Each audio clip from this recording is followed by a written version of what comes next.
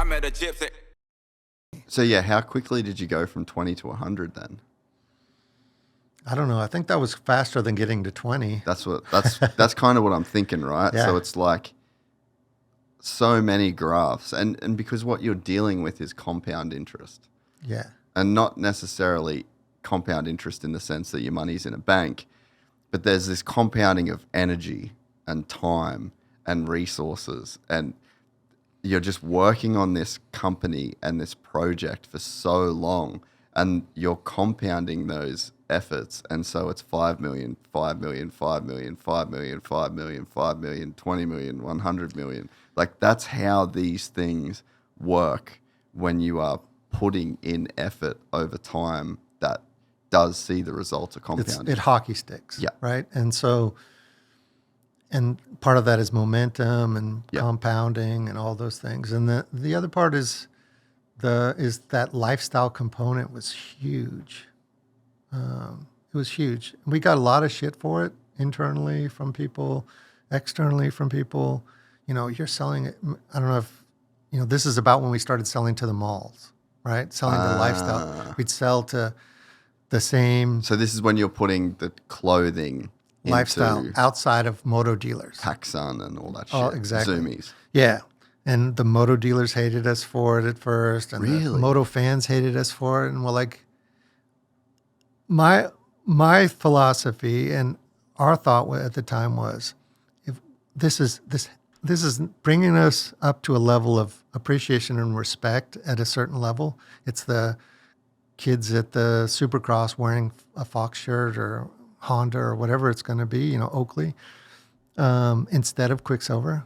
Like, let's make that happen, right? Can't we all feel good about that? Yeah, yeah. And then the other thing was we were starting to get attention from outside, right? Moto was starting to get No Fear, and non-moto brands are starting to like, hey, let's get the exposure of these top guys. And I thought, fuck, if we don't grow to that level, we're going to lose this. Yeah. And it's going to be, you know, Jeremy McGrath's going to be wearing like a Levi's fucking jersey, like a Wrangler. Like, we can't let this happen, because that was a real thing. People don't realize it.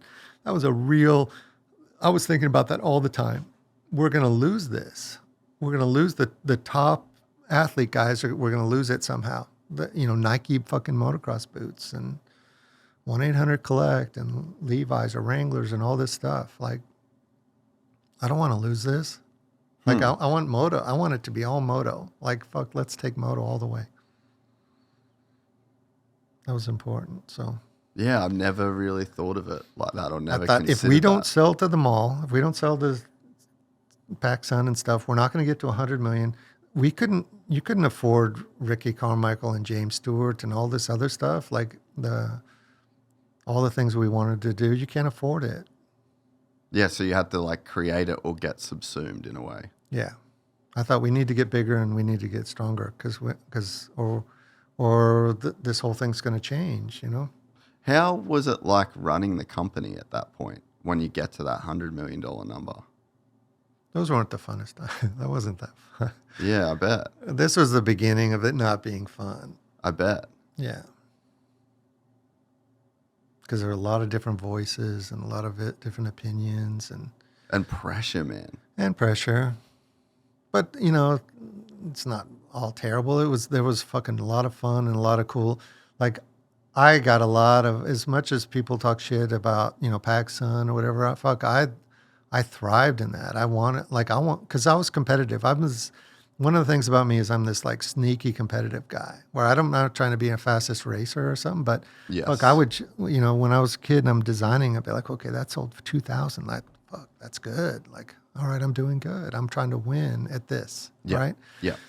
And so when we were selling to PacSun or, you know, Zoomies and stuff, Quicksilver, Hurley, those guys are kicking our ass. Like, we're motocross.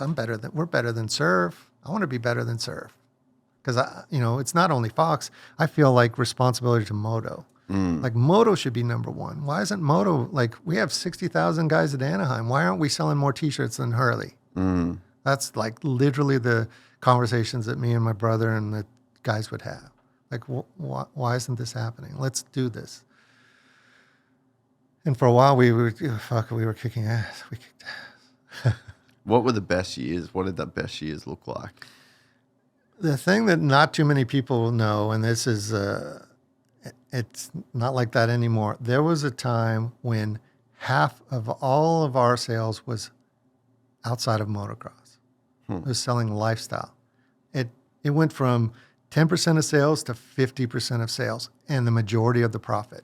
We were selling the shit out of T-shirts and hoodies and everything else. And, you know, again, that whole attitude of, oh, that's not core, like, fuck that. Well, like, I'm proud of what we achieved and what we accomplished, and I think we enhanced and made motocross better because of it. You know, we were able to have the funds to do a lot of really cool stuff and make a better company and help the sport at the time. Yeah, and I think that was probably going to be where I would take that next, right? Is like, so you're bringing in tens of millions of dollars from outside of the industry, essentially. What does that let you then do inside the industry? Like, I mean, I can imagine you guys were paying Ricky and James $1 million each. A year. $1 million each a year. How do you do that? How do you do that as a $20 million company or a $50 million company? How do you do that? You can't. You can't. Yeah.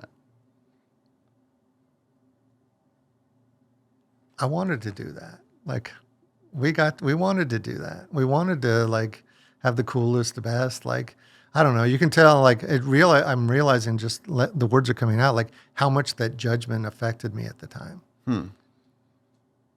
It doesn't affect me anymore, like, or I'm over it or whatever. But the judgment of, like, oh, you guys aren't being core enough, like, that was a real thing.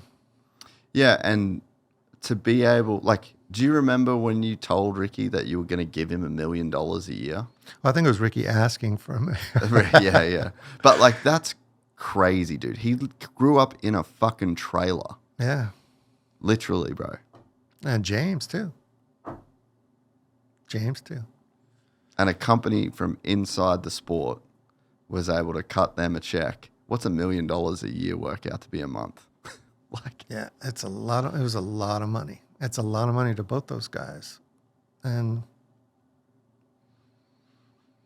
I feel like that, you know, what we did, we were just trying to promote, you know, Moto and Fox and all that. Like, I don't know. I shouldn't feel so guilty.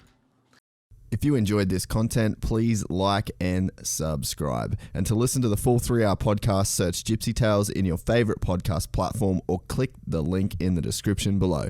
Gypsy Gang.